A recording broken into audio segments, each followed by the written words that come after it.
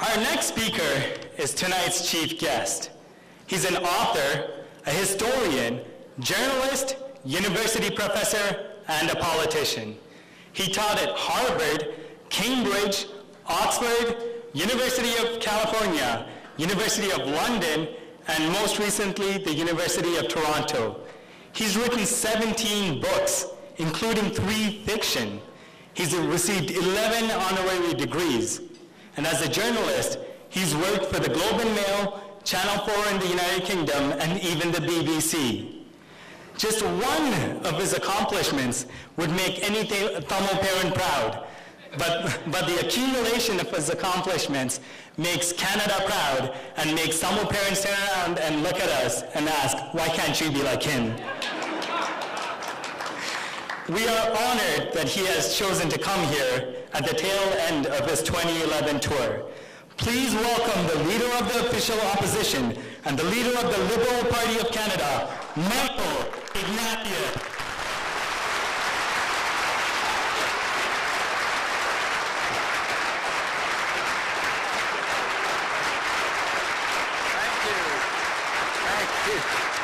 Thank you.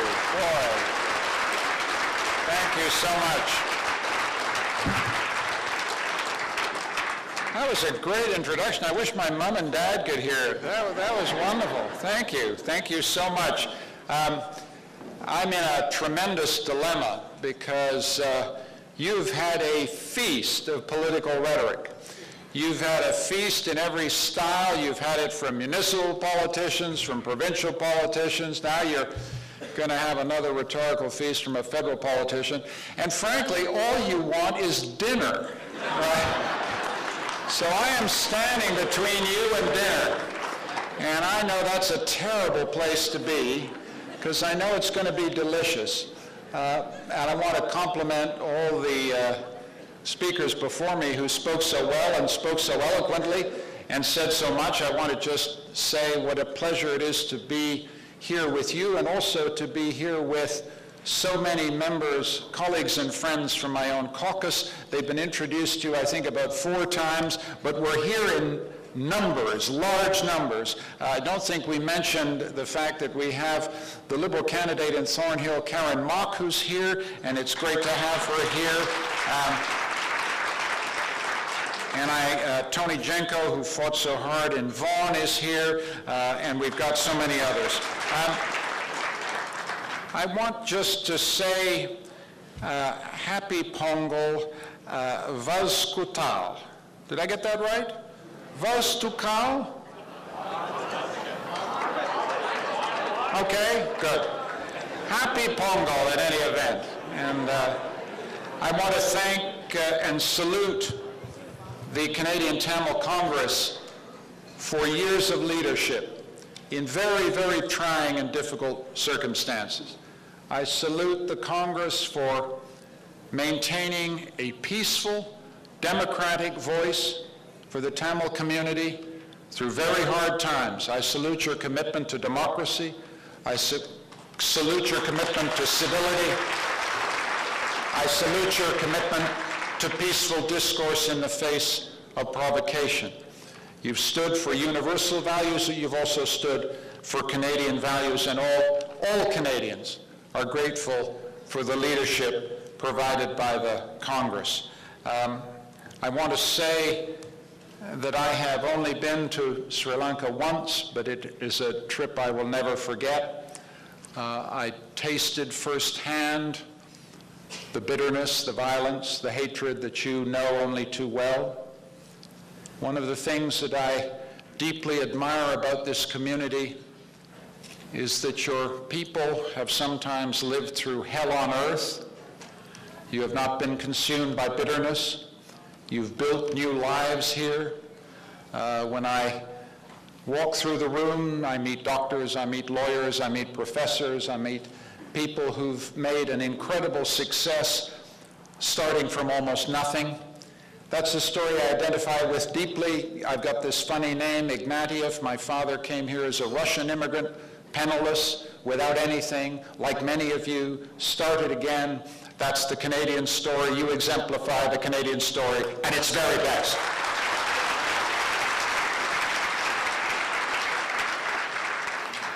I noticed that your beautiful island, the island that that still haunts your dreams and your memories, is still afflicted with bitterness. The Civil War is over, but the regime does not live in truth. It's very important for the government of Canada, the government that I hope one day to lead, to stand for truth and justice in Sri Lanka.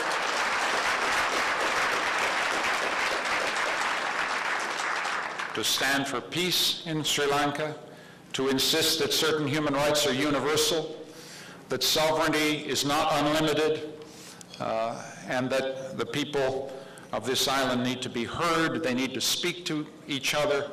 Canada has a vocation for peace. Canada has a vocation for putting people in the room and finding ways in which people can speak and find the path of common truth and common justice, and that our country must always stand for.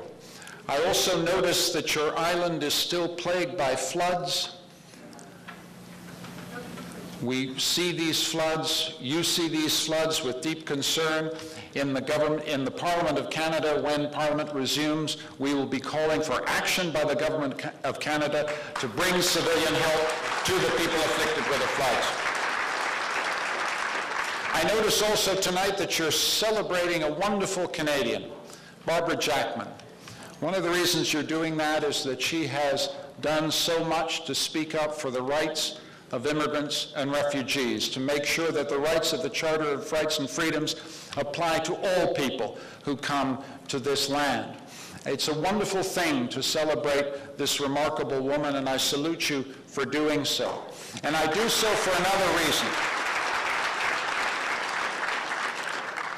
Everybody in this room is concerned as proud Canadians, some of you with deep and sometimes painful experience of the immigration and refugee system.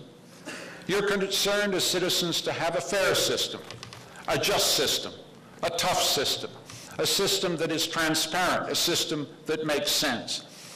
The arrival of the boats from Sri Lanka filled with refugees have produced a piece of legislation called C-49. I just want to make it perfectly clear to you what our party feels about this legislation. We're the party of the Charter. I mentioned Barbara Jackman's name with feeling. No Canadian political party owns the Charter. The people of Canada own the Charter, and you are the people of Canada.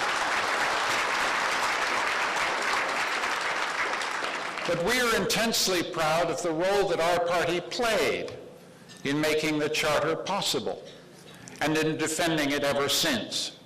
And I'll just say as simply as I can, I was talking about this with some of you before the dinner began. We want a tough and fair and transparent and just refugee system.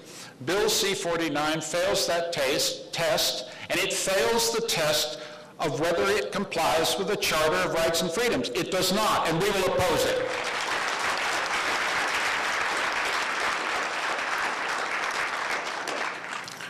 So I got to keep my promise to you. I promised I wouldn't stand between you and dinner. This is a harvest festival. This is a moment when we celebrate our blessings, give thanks for a good year, look through the harvest that we have achieved as a family, as individuals in our businesses, and then we sit down and we have a really wonderful meal together. I hope you have a wonderful meal. Thank you for having me to speak to you tonight. And let now the meal and the harvest begin. Thank you so much.